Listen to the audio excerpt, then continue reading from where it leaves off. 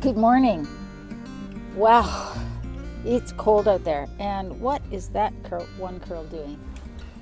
It's cold out here, and I'd much rather be inside, but I have been stuck inside for quite a few days now. I have gone out for walks, but we have been having some really bad storms. Thank you to so many of you who reached out to make sure I was okay and see how I was doing during the bomb cyclone. Like, I've never heard of such a thing. This is my first time. I mean, given that I've only been on the island for a few years, that's the first time hearing of anything like that. All I know is hurricane force winds and just really heavy rains, high winds, as I said, and really high storm surge waves and such. So we still got to move on with our day, don't we? And I need to take a bunch of recycling cardboard and such in, and while I'm there I might as well take my garbage, get a few groceries, and I thought that we could I don't know, just have a chat. Don't really have a big topic for today, but I thought I would go over how things went this last week during the big storms and the power outage that we had.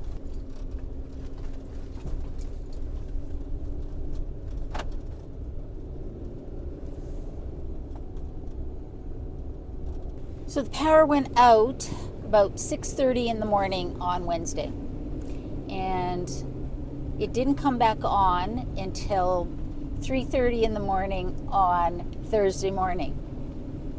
How do I know it was 3:30 in the morning?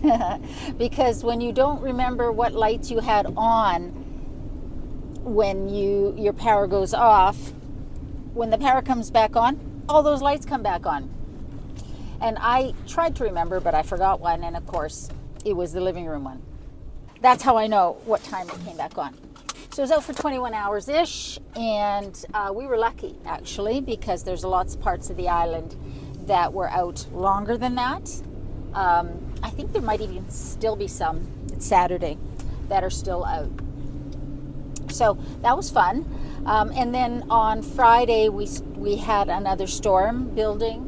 And so yesterday we had heavy winds, lots of rain, but where I am on the island, we didn't get hit super hard, but there were some parts of the island, especially on the west side, the ocean side of the island. I'm on the Salish Sea side, the side that faces the mainland. So we don't have quite the same exposure to storms as obviously the side of the island that faces the ocean. Anyways, so they were hit hard again. And from what I've seen online, there's other storms brewing. There's more of these vortexes, these cyclones. There's not a real end in sight. Hopefully we'll get a little breaks in the gloom and the rain and the clouds and have some sun at some point. I don't think it's going to happen for a few days, though. So, yeah, that's what we're dealing with. So, the power went out for 21 hours. And fortuitously, I had done the test on the Bluetti 200 just last week. So, I already knew what I was planning on doing. And it's nice when you have warning that the power is going to go out, that there's a big storm coming, because then you can get prepared. So, good morning, everyone. Today is Wednesday, November 20th, and the storm, the bomb cyclone, I think it's called, is here. I'm trying to get better lighting. I have lights turned off because when the power goes out, if I don't remember what lights are on, they come back on when the power comes back on, and that's often in the middle of the night, and then all of a sudden the house is lit up. So yeah, I am ready to go. I have everything passed through, plugged in on the Bluetti. I got my two little LED lights. And I am ready to go. I got this little thing, and yeah, I have water because we're on a well here, and when the power goes out, the well pump doesn't work, and my landlord doesn't have a generator. Again, not sure why. Frankly, I'm astonished that the power is still on, because the storm hit yesterday evening, and during the night I could hear things hitting the roof, like smaller branches and things like that. Nothing heavy. You can't plan for everything, but I think we're gonna be fine. I know I'm gonna be able to work, and that's the key. I have made my coffee, everything while I still have electricity, and then I actually made extra and put it in this thermos.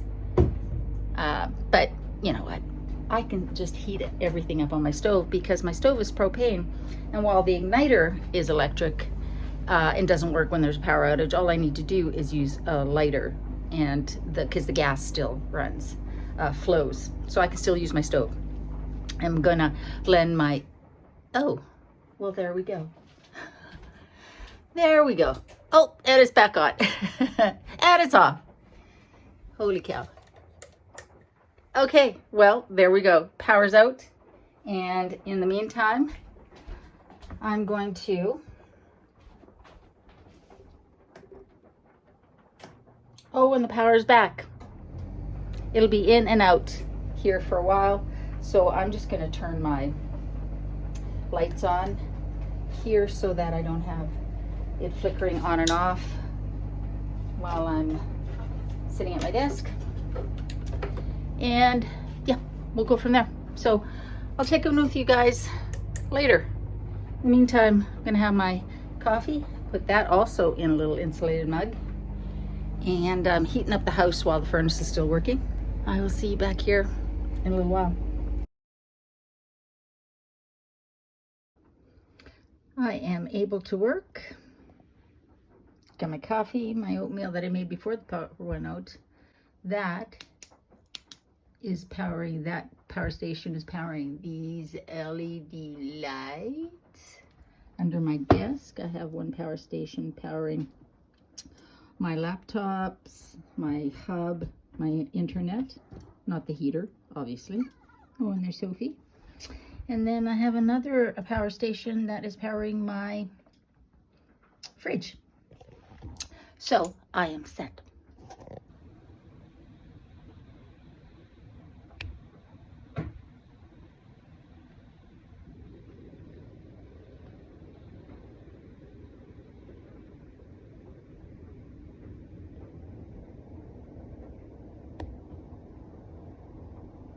And I worked just fine all day. That wasn't a problem. My fridge ran just fine. The thing that I noticed was the house was still quite dark. Those little 4-volt lights work really well above my desk, but I didn't come into the van and pick up the last one. I have another one that's still in the van here because I use them in the van when I'm camping. So next time I'll bring that in. And that was really one of the things I noticed, that I need better lighting when the power's out and it's gloomy or winter, because it gets dark early. And so I think I want to get a few more of the little bulbs, because the light that they give off is a warmer light and a more natural light and a little nicer. And they use such a low wattage. I mean, they're only 4 watts, not 4 volts, 4 watts each. So I'm going to definitely pick up a couple more of those. I also used my Covia heater, Cupid heater. I did bring the Buddy in as well, and I haven't done a review on the Covia, and I'm going to. It's a little heater that uses butane versus the Buddy that uses propane, and it's from South Korea, and that I ordered, that I'd heard really good things about. Oh shoot, I'm going the wrong way. See, this is what happens when I talk and I don't pay attention. There we go. We're going the right way again. So I did have heat, and that was fine. So overall, I found that things worked really well, and I felt very comfortable. Whoa, well, that person just ran a red light. I bet you didn't even register with them. Holy cow. And that, my friends, is why I never race off when I get a green light. Because that has happened to me before, where the light has turned green and I have hesitated, and then somebody's blown through a red. Yeah, that guy was speeding. Crazy.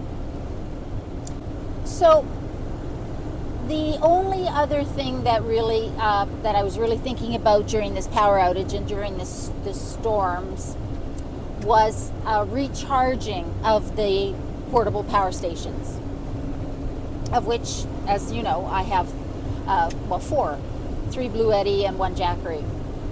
And I do have solar panels, but there's no sun. I could charge them by plugging them into the cigarette lighter and running the van, driving around, but I certainly didn't want to be driving around in that weather.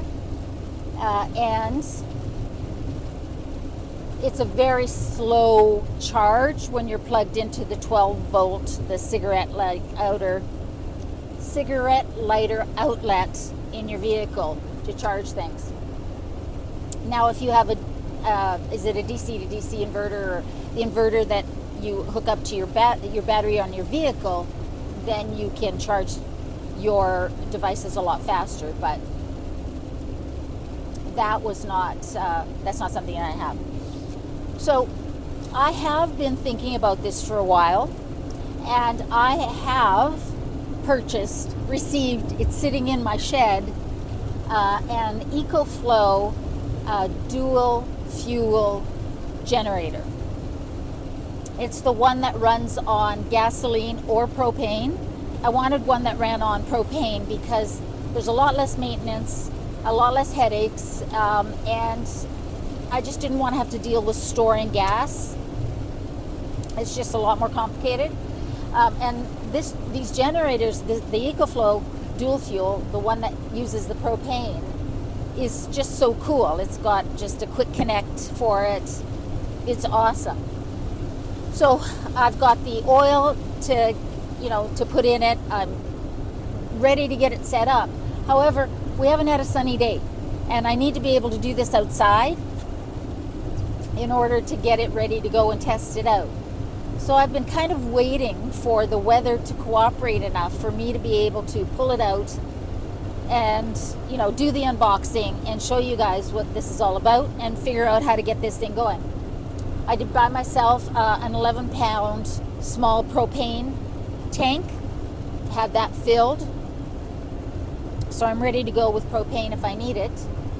And more importantly, I think I bought this kit to that.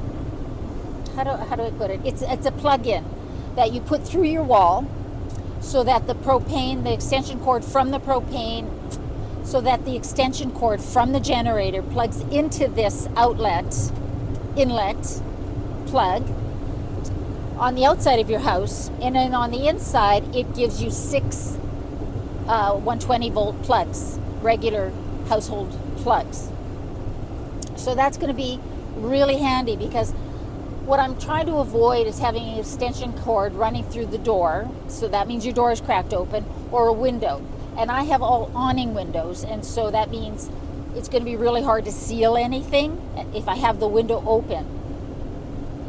So once I have that set up, then I'll be able to recharge my battery banks whenever I need to, and my neighbors, by running the generator, and I'll be able to run it off of the propane, which will require a lot less maintenance, not storing gasoline, just having the propane.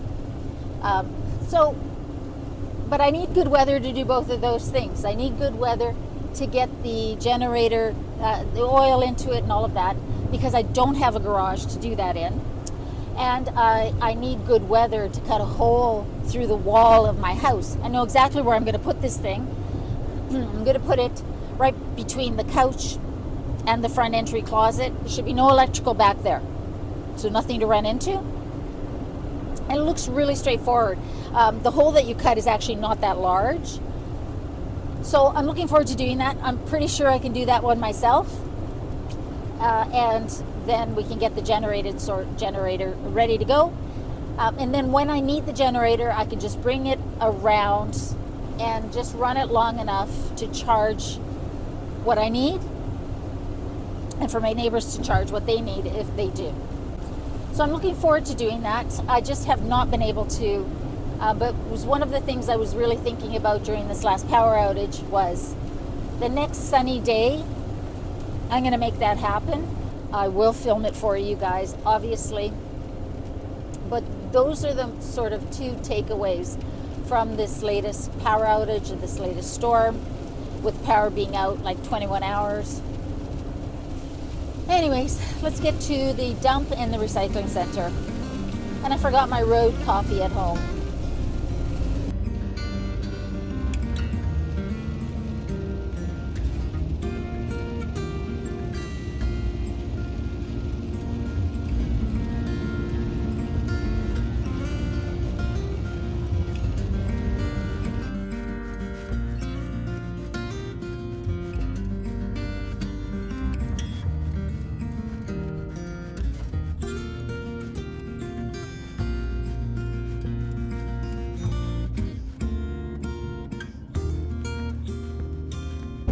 Well, the sun came out and I managed to get my chores done.